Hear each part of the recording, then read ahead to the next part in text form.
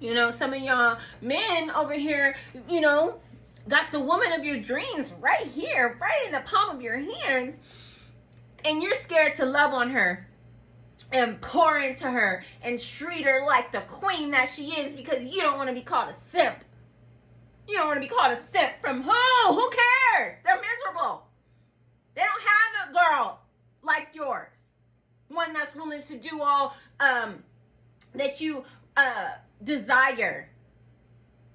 Okay? One that truly loves you, not running around on you and stuff and all that. A good girl. They're mad because they don't have that.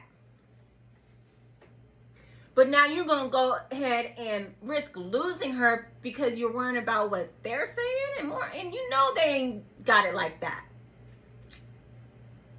You probably don't even got it like that. So you're going to go risk losing the best thing that happened to you behind some nonsense. Women too.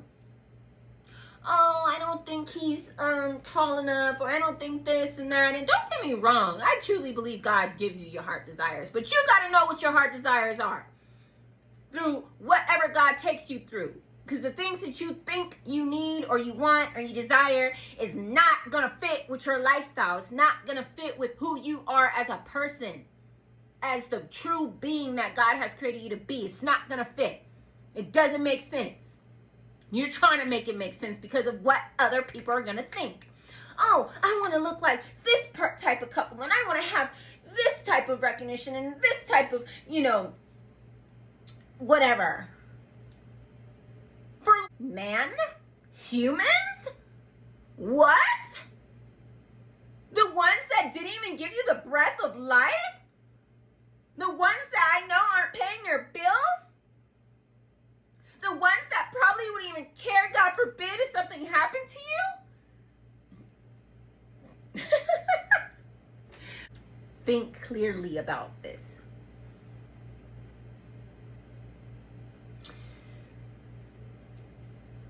No one comes before God and what he's saying. And if it's God's purpose for you to have type of relationships and friendships, they should know what you're about. You should be scaring them off anyways, letting them run because of who you are, because they know, dang, they're so like locked in with God and what he's wanting for them and what he's telling them that at the end of the day they can't be messed with. So resist the enemy and he will flee. Resist the devil and he will flee. So you resist those people that aren't for you. If they're not supporting you, if they're not backing you up, if they're not cheering you on, if they're not like, yes, I'm excited for you, I'm happy for you, get rid of those people. Those people just will never be happy for you, no matter what you do. So if you trying to sit there and please them, it's only going to cause you to be left behind, lose out, and miss out on what God has for you. Trust me. Okay? I'm not just saying this. We all should have some type of life experience to be able to pass on to the next person. Whoever has an ear, let them hear. I'm by myself trying to hold on to people and situations that were not for me. Don't get me wrong, I believe it was God's plan. You got to take a look.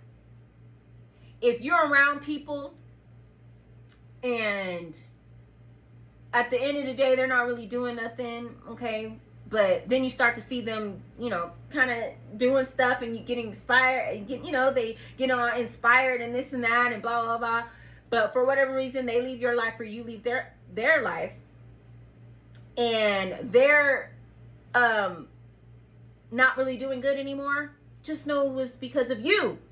You were the factor in their life that made it better, okay? You were the one encouraging them, motivating them. You were the one giving them some type of hope. You know what I mean? Don't get me wrong. You can leave a situation and have to rebuild all over because, again, you weren't right around the right people. So they were taking all of your energy, okay, and you weren't really pouring into yourself. So what happens? You gotta have to rebuild. But I'm telling you, when you come back, you're gonna be 10 times, 100 times stronger. Because it's you. You hold the key. You are the light. You are the trendsetter. What is it called? The fire starter. You are the one to get it going, get the ball going. You're the one to start the show. You're the life of the party. And people know this. So they want to keep you here with them, to keep fueling them. So just think long and hard about that. If you leave people better off than what they were, just know you are it. You are it. Period. You know? You are the it factor. If they leave your life, or you choose to leave their life, and you feel like your life is just getting better and better, just know you weren't the problem. You weren't the problem, honey. You weren't. Okay? They say, I heard somebody said, to know who's the problem, look at how someone is doing after you part ways. Who's doing good? Who's doing bad? Hello? We gotta make stuff make sense. If it doesn't make dollars, it doesn't make sense. We gotta just start connecting the dots, y'all. Some things we try to figure out beforehand, and God's saying, I've already given you the provision, I've already given you the go, I've already given you the hope, the some type of resource or whatever it is, and we're still waiting for everybody around us to get on board with us. No. Who cares if you're doing it alone? Some things you're just gonna have to do alone, and it's okay. You'll be okay, because you're not really alone. You got Jesus and his staff and the angels, and you got everybody on your side rooting for you. Okay? So you're really not alone. It's just how you choose to look at it, y'all.